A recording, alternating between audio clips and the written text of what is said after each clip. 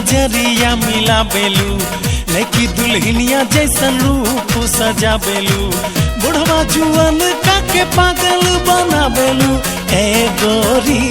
कमाता है ठुमका ए गोरी कमाता है ठुमका मार के मुस्की नजरिया मिला बेलू लड़की दुल्हनिया जैसन रूप सजा बेलू बुढ़वा जुअन का के पागल बना बेलू ऐ गोरी कमाल का है ठुमका ऐ गोरी कमाल का है ठुमका। हमके धीरे धीरे पास बुला बेलू छुके बदनिया में आग लगा बेलू पास बुला के काहे नखड़ा देखा बेलू ऐ गोरी कमाल का है ठुमका ऐ गोरी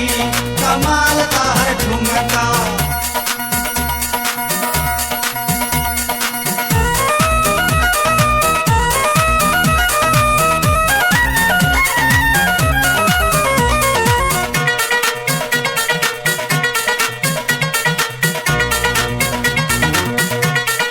ऐ गोरी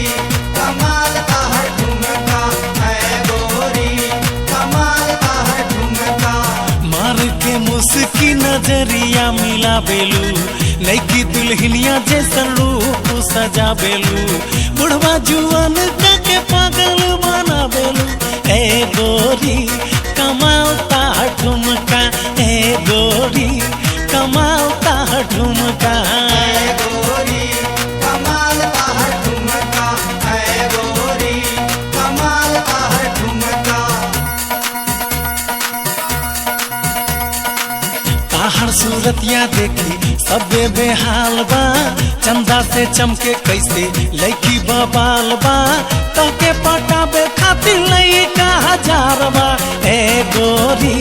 कमाल का है ठुमका ए गोरी